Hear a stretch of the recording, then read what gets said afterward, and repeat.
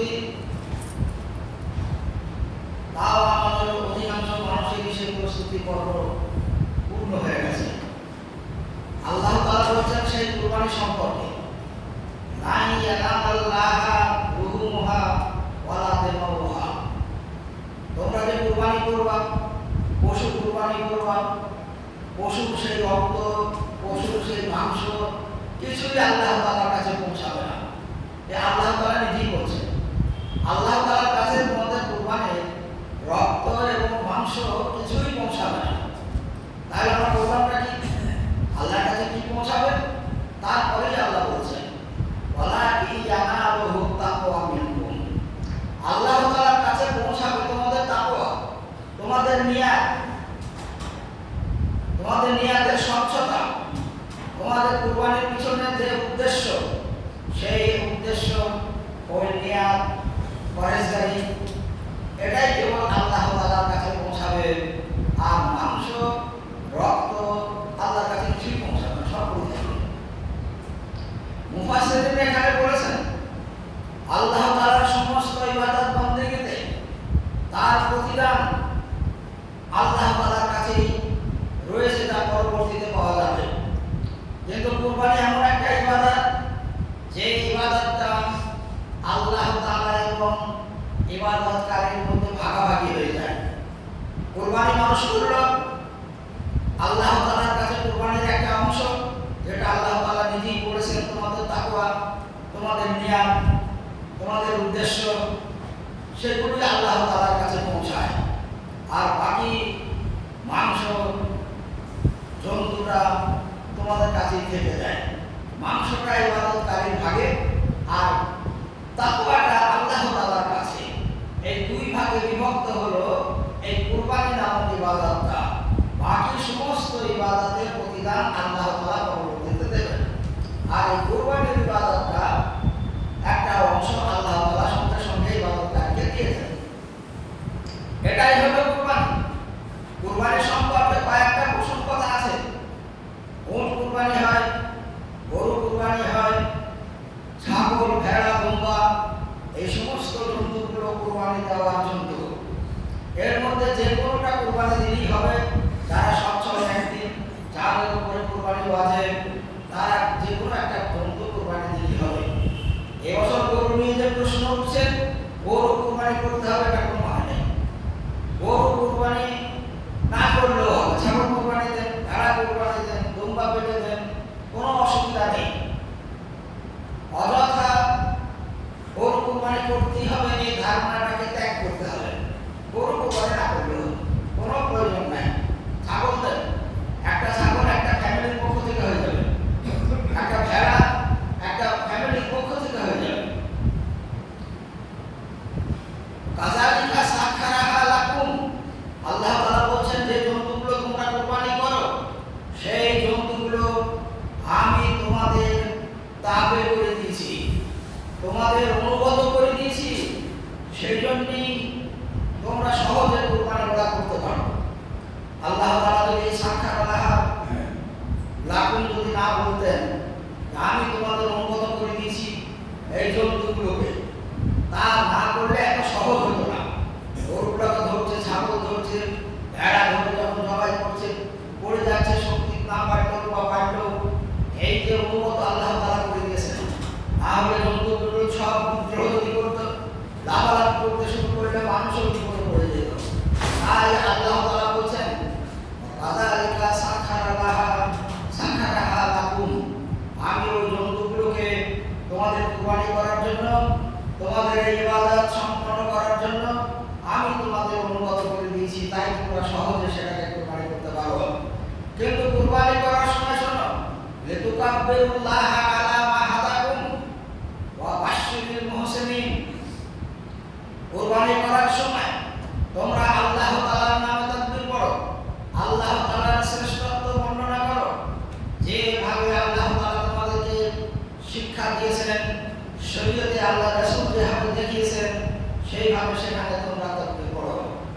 তো আল্লাহ তাআলার শ্রেষ্ঠত্ব বর্ণনার সঙ্গে সঙ্গে এই কুরবানিটা সম্পন্ন হবে।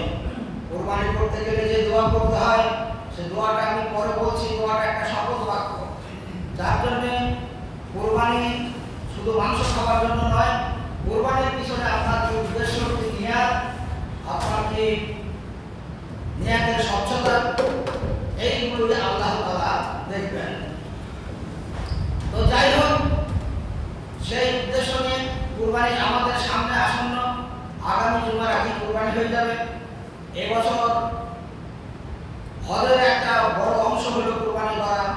এবছর হজ যাত্রীদের আরফা হবে 26 তারিখ, আগামী মঙ্গলবার 26 তারিখ আপনার আরফার ময়দানে হাজী সাহেবরা সেদিন থাকবেন। হাজী সাহেবদের সেই দিন রোজা সেখানে রাখা যাবে না। আরফার ময়দান বাদ দিয়ে সারা দুনিয়া যেসব মুসলমানরা আছে তারা তাদের ওই উপস্থিতির সম্মানার্থে আল্লাহ তাআলার সন্তুষ্টি অর্জন করার লক্ষ্যে তারা রোজা রাখবে। রোজাটা নফল, রাখলে নেকি পাবে, না রাখলে গুনাহ হবে না। ফলে যাদের পক্ষে সম্ভব তারা আরফার দিনে মঙ্গলবারে রোজা রাখতে পারেন। ওদের 27 তারিখ বুধবারে আরবে হাজী সাহেবদের কোরবানি হবে। আমাদের এখানে কোরবানি 28 তারিখ বৃহস্পতিবারে কোরবানি হবে। তো যাই হোক, এই কোরবানি সম্পর্কে আল্লাহ তাআলা বলছেন, তোমাদের কোরবানির পিছনে নিয়াত আর তার স্বচ্ছতায় আমরা দিব, আমি দিব। কোরবানির জন্তু সম্পর্কে বলা হয়েছে, কোরবানির সম্পর্কে আল্লাহ রাসূলকে জিজ্ঞাসা করা হয়েছিল, মা হাযিহি মুজাহি, কোরবানিটা কি জিনিস, কোন ধরনের ইবাদত, কেনই বা আমরা ওটা করি? আল্লাহ রাসূল সঙ্গে সঙ্গে উত্তর দিলেন, ওয়া সুন্নাতু আবিকুম ইব্রাহিম আলাইহিস সালাতু ওয়াস সালাম, কোরবানিটা হলো ইব্রাহিম আলাইহিস সালাতু ওয়াস সালামের সুন্নাহ। অর্থাৎ ইব্রাহিম আলাইহিস সালাতু ওয়াস সালামকে কোরবানি করেছিলেন, কোরবানি করতে গিয়েছিলেন, তারপরে কোরবানি আল্লাহ তাআলার পক্ষ থেকে হয়েছিল। এসব ঘটনাগুলো আপনারা শুনেছেন। সেই কোরবানির ঘটনাকে ইব্রাহিম আলাইহিস সালাতু ওয়াস সালামের সেই স্বপ্নে দেখার পরে যে বাস্তবে তিনি রূপ দিতে গিয়েছিলেন, সেই ঘটনার স্মৃতিচারণের জন্য, সেই ঘটনাকে স্মরণ করার জন্যই এই কুরবানির ব্যবস্থাপনা। আল্লাহ তাআলা ইব্রাহিম আলাইহিস সালামকে ওই সময় বলেছিলেন, ওয়াতারাকনাহু ফিল আখিরিন, আমি তোমার এই ঘটনাকে, তোমার এই কারবার আমি তোমার পরবর্তী লোকেদের উপরে, তোমার প্রজন্মের উপরে আমি এটা জারি রাখবো। অর্থাৎ কিয়ামত পর্যন্ত মানুষ যারা আল্লাহর প্রতি ঈমান এনেছে, যারা আখিরাতের প্রতি ঈমান আছে, জান্নাত জাহান্নামের প্রতি যাদের বিশ্বাস আছে, সেই সমস্ত লোকগুলো তোমার এই কার্যকলাপকে তারা স্মরণ করবে, তোমার এই কাজকে তারা চিরদিন স্মৃতিচারণ করবে বছরে বছরে। তাই তিনি যেদিন সেই কুরবানিটা করতে গিয়েছিলেন সেটা হলো 10 জিলহিজ্জা মিনাতে। সে তার স্মৃতিচারণের জন্য এই জিলহিজ্জা মাসের 10 তারিখে আমাদের সবটি কুরবানি করতে হয় ইব্রাহিম আলাইহিস সালামের সুন্নাত সম্পর্কে। তারপর আল্লাহ রাসূলকে জিজ্ঞাসা করা হলো, ও কুরবানিতে আমরা কি পাবো, আমাদের লাভ কোথায়, আমাদের উপকার কোনখানে? ইব্রাহিম রাসূল বললেন, তোমাদের পশুর গায়ে যে লোমগুলো আছে প্রত্যেকটা লোমের বিনিময়ে আল্লাহ তাআলা নেকি দেবেন। আবার সাহাবারা প্রশ্ন করলেন, ওই পশুর গায়ে লোমের ভিতরে আবার ছোট ছোট লোম থাকে, ফাসুফু আলাইহা, ছোট ছোট লোমগুলো থাকে ভিতরে ভিতরে, সেগুলোকে ধরা হবে? আল্লাহ রাসূল বললেন, হ্যাঁ, ছোট বড় সমস্ত লোমের বিনিময়ে আল্লাহ তাআলা তোমাদেরকে নেকি দান করবেন। জন্তু সম্পর্কে আল্লাহ রাসূল বলছেন, এমন জন্তু নির্বাচন হতে হবে কুরবানির জন্য যে জন্তু চোখে কানা হবে না। চোখ কানা থাকলে, মানে মুখ থাকলে সেই জন্তু কুরবানি হবে না। চোখ যদি কানা থাকে কুরবানি চলবে না। পা যদি খোঁড়া হয়, সেই খোঁড়া জন্তু কুরবানি চলবে না। তারপরে শিং যদি ভাঙা হয়, কান যদি কাটা হয়, তাহলে সেই জন্তু কুরবানি করা চলবে না। যে সমস্ত জন্তু রোগাগ্রস্ত, দুর্বল, চলতে সক্ষম নয়, সে অসুস্থতার জন্য দুর্বল হতে পারে, বয়সজনিত কারণে দুর্বল হতে পারে, যে জন্তু চলতে সক্ষম নয় সেই জন্তু কুরবানি চলবে না। ফলে এবছর সরকার যেটা বলেছে 14 বছরের পরে 14 বছর গরু কোনো বাড়িতে থাকে না, আর থাকলেও সে অচল, সে গরু কুরবানি হবে না। আল্লাহ রাসূল যেটা বলছেন, বয়সজনিত কারণে চলতে সক্ষম নয়, অসুস্থতার কারণে এত সেই সমস্ত জন্তু কুরবানি হবে না। ফলে কুরবানির জন্য জন্তু যত হৃষ্টপুষ্ট তরুতাজা জন্তু হতে হবে তার কিছু বিধান আছে। যেমন ছাগল রাখতে হবে, গরু রাখতে হবে, উট রাখতে হবে, তাদের একটা বয়সসীমা বলা আছে। ধুমপা এবং ভেড়ার ক্ষেত্রে বলা হয়েছে 6 মাস বয়স হলেই হবে। ধুমপা এবং ভেড়ার ক্ষেত্রে দাঁতার শর্ত লাগানো হয়নি, তার কারণ অল্প দিনে এরা তাড়াতাড়ি বড় হয়ে যায়। সেই জন্য ধুমপা এবং ভেড়া এরা 6 মাস বয়স হলেই সেগুলো কুরবানি দেওয়া যাবে। কিন্তু রোগা নয়, হৃষ্টপুষ্ট হতে হবে, চলতে সক্ষম নয়, এরকম যেন না হয়। এইসব দিকে কুরবানির জন্তু নির্বাচন করতে হবে। কুরবানি করার সম্পর্কে আল্লাহ তাআলা সূরা আসরে বলেছেন, ফাসাল্লি লিরাব্বিকা ওয়ানহার। সরাসরি এখানে আল্লাহ তাআলা কুরবানির কথা বলেছেন, কুরবানি করো। যে তোমরা আগে নামাজ পড়ো, ফাসাল্লি নামাজ পড়ো, তারপরে ওয়ানহার কুরবানি করো। সেই কুরবানি কতটা নেকি হবে, কতটা সুবিধা হবে, আল্লাহ তাআলা কতটা গ্রহণ করবেন। আমি যে আয়াত পাঠ করেছি সূরা হজের 37 নম্বর আয়াতে, এখানে আল্লাহ তাআলা বলে দিয়েছেন যে তোমাদের নিয়াতের স্বচ্ছতা আর তোমাদের হৃদয়ে কি চাইছেন লোক দেখানো, অহংকার, আমি কত ভালো জন্তু কুরবানি করছি, অমুকের থেকে পাড়ার মধ্যে আমার সব থেকে ভালো জন্তু, এই সব যদি নিয়াত থাকে সেই নিয়াতে পৌঁছাবে। কিন্তু আল্লাহ তাআলা চাইছেন নিয়াতের স্বচ্ছতা।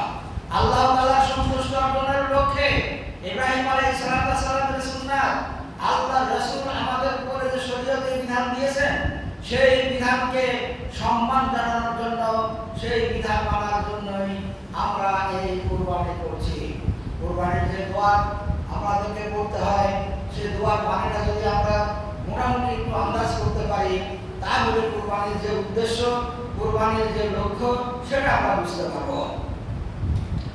কুরবানি করার সময় জন্তুকে দক্ষিণ দিকে মাথা করে শোয়াইতে হবে। দক্ষিণ দিকে মাথা থাকবে, যিনি জবাই করবেন সে মাথার পূর্ব দিকে দাঁড়াবে, আর মাথা দক্ষিণে, বডি থাকবে উত্তরে, পশ্চিম দিকে মুখ করে কিবলামুখী হয়ে জবাই করবে। জবাই করার আগে যেটা তাকে করতে হবে, ইন্নী ওয়াজজাহতু ওয়াজহিয়া লিল্লাযী ফাতারাস সামাওয়াতি ওয়াল আরদ আলা মিল্লাতি ইব্রাহিম হানিফাও ওয়া মা আনা মিনাল মুশরিকিন ইন্না সলাতি ওয়া নুসুকি ওয়া মাহইয়ায়া ওয়া মামাতি লিল্লাহি রাব্বিল আলামিন লা শারীকা লাহু ওয়া বিযালিকা উমিরতু ওয়া মা আনা মিনাল মুসলিমিন। তারপরে আল্লাহুম্মা তাকাব্বাল, যার পক্ষ থেকে কুরবানি হচ্ছে তার নামটা সেখানে উল্লেখ করতে হবে। একটা নাম হলে একটা, একাধিক হলে একাধিক নাম, ফ্যামিলি হলে পুরো ফ্যামিলির নাম, নিজেই যদি করে মিন্নি ওয়া আহলি বাইতি, এইসব কথাগুলো সেখানে বলে বিসমিল্লাহি আল্লাহু আকবার বলে ছুরি চালাতে হবে। আর ইন্নী ওয়াজজাহতু ওয়াজহিয়া লিল্লাযী, এই পুরো দোয়াটাই আল্লাহ তাআলার সামনে, নিজের পশুটাকে সামনে রেখে একটা শপথ বাক্য পাঠ। এর ভিতর দিয়ে যেটা বলতে চাওয়া হয়, হে আল্লাহ, আমার ভিতরে যে পশুত্ব বোধ, যে পশুত্ব ক্ষমতা বিচরণ করছিল, আমি আজকে তোমাকে সাক্ষী রেখে আমার ভিতরকার সেই পশুত্ব বোধকে আমি ছুরি চালিয়ে দিয়ে শেষ করে দিলাম। আমার ভিতরে কাল থেকে, এই কুরবানির পর থেকে আর পশুত্বের মতো কোনো আচরণ আমার থাকবে না। পশুর ধরনের চিন্তা ভাবনা, পশুর মতো যে আচরণ আমার ভিতরে বিরাজমান ছিল, তোমাকে সাক্ষী রেখে তার গলায় আমি আজকে ছুরি চালিয়ে দিলাম, কাল থেকে আমার কাছে থাকবে না। তাই এখানে বলা হচ্ছে ইন্নী ওয়াজজাহতু ওয়াজহিয়া লিল্লাযী ফাতারাস সামাওয়াতি ওয়াল আরদ, আমার মুখমণ্ডল, আমার ভবিষ্যৎ কর্মসূচি আমি সব কিছু তোমার জন্য সমর্পিত করে দিলাম। লিল্লাহি রাব্বিল আলামিন, যিনি সমস্ত জগতের স্রষ্টা, সেই আল্লাহর জন্য আমার ভবিষ্যৎ চিন্তা ভাবনা, আমার ভবিষ্যৎ কর্মসূচি আমি সব তোমার জন্য আমি সমর্পণ করলাম। কোন রব তিনি? ফাতারাস সামাওয়াতি ওয়াল আরদ, যিনি আকাশমণ্ডলীকে সৃষ্টি করেছেন, যিনি পৃথিবীকে সৃষ্টি করেছেন, সেই মহান আল্লাহ তাআলার জন্য আমার ভবিষ্যৎ কর্মসূচি, আমার নিয়াত, আমার কার্যাবলী সেই আল্লাহর জন্য আমি সমর্পণ করছি। তারপরে যেটা বলতে হচ্ছে ইন্না সলাতি ওয়া নুসুকি ওয়া মাহিয়ায়া ওয়া মামাতি লিল্লাহি রাব্বিল আলামিন। ইন্না সলাতি আমার নামাজ, আমার ইবাদত, আমার বন্দেগী, ওয়া নুসুকি আমার কুরবানি, আমার ত্যাগ, আমার আত্মত্যাগ, ওয়া মাহিয়ায়া আমার জীবন, ওয়া মামাতি এবং আমার মৃত্যু, সমস্ত কিছু লিল্লাহি রাব্বিল আলামিন, আমি ওই সমস্ত সৃষ্টির যিনি স্রষ্টা সেই মহান আল্লাহ তাআলার জন্য আমি উৎসর্গ করলাম। এই কুরবানি জবাই করার আগে এই দোয়াগুলো পড়তে হয়। তো লিল্লাহি রাব্বিল আলামিন লা শারীকা লাহু ওয়া বিযালিকা উমিরতু। আল্লাহ তাআলার কোনো শরীক নেই, আল্লাহ তাআলার কোনো অংশীদার নেই, সেই আল্লাহ তাআলার জন্য আমি এই কুরবানিটা করছি। লা শারীকা লাহু ওয়া বিযালিকা উমিরতু। আর সেই আল্লাহ আমাকে যে নির্দেশ করেছেন, সেই আল্লাহ তাআলা আমাকে যা করতে বলেছেন, যে ইবাদত করতে বলেছেন, যে কাজ করতে বলেছেন, সেটাই আমি এই মুহূর্তে করতে চলেছি। তারপরে আল্লাহুম্মা তাকাব্বাল, হে আল্লাহ আমি তোমার জন্য যে ইবাদতটা করছি, যে কুরবানি তোমার জন্য আমি করছি, সেই কুরবানি তুমি কবুল করো। কবুল কার পক্ষ থেকে করবে? এইবার সেখানে যা কোরবানি তার নাম সেখানে বলতে হবে। নিজের যদি হয় বাংলা দিয়ে আমার পক্ষ থেকে, আমার ফ্যামিলির পক্ষ থেকে, অন্যের হলে অমুকের পক্ষ থেকে এবং তার ফ্যামিলির পক্ষ থেকে এই কুরবানি আল্লাহ তাআলার জন্য উৎসর্গ করা হলো। এই সব যখন পড়া হয়ে যাবে, নামগুলো যখন বলা হয়ে যাবে, তারপরে বিসমিল্লাহি আল্লাহু আকবার, সেই আল্লাহ মহান যার নামে আমি এই কুরবানি, এই পশুটাকে আমি জবাই করছি বলে ছবি চালিয়ে দিতে হবে। কুরবানি হয়ে গেল। এখন এই দোয়াটা যদি সবাই জানে তো ভালো, এবার সবাই যদি না জানে, কেউ যদি পড়ে দেয় তাহলেও হবে। একজন পড়ে দিল, এক জায়গায় ধরেন 5টা কুরবানি হচ্ছে, একজন দোয়াটা পড়ে দিল, সেই দোয়া কিন্তু সবাইকে শুনতে হবে। দোয়া যখন শেষ হয়ে যাবে, বিসমিল্লাহি আল্লাহু আকবার বলা যখন জায়গা আসবে, নামগুলা বলার পরে তখন তারা সেই কুরবানির জন্তুকে জবাই করবে। তাহলে একজন পড়াতে আরো 5 জনের কুরবানি হবে, তারা কিন্তু এই দোয়াটা পাঠ তাদেরকে শুনতে হবে। এইভাবেই কুরবানির কাজটা সম্পন্ন হবে। আর কুরবানিটা সম্পূর্ণ আল্লাহ তাআলার উদ্দেশ্যে। আমাদের বর্তমান যে অবস্থা, যে আইন, সে আইনকে সম্মান জানিয়ে আমরা কুরবানির কাজ সম্পন্ন করব। আমাদের কুরবানি করতে কোনো অসুবিধা নেই। ছাগল কুরবানি করলে যখন আল্লাহ তাআলা কবুল করবেন, ভেড়া করলেও আল্লাহ কবুল করবেন। তো আমাদের এদিক ওদিকে নড়াচড়া করার কোনো দরকারই নেই। আল্লাহ তাআলা আমাদের জন্য সহজ করে দিয়েছে। গরুর মাংস খেলে মুসলমান থাকবে না থাকবে না এর কোনো প্রশ্নই নাই, খাওয়ার দরকার নাই। মানুষ খায় সুবিধা, স্বাস্থ্যের দিক থেকে সুবিধা থেকে অসুবিধা বেশিরভাগ মানুষের হয়। তো সেটা যদি কাজে কাজে বর্জন হয়ে যায় তা আরো ভালো। তো যাই হোক, আমাদেরকে দেশীয় আইনকেও সামনে রাখতে হবে।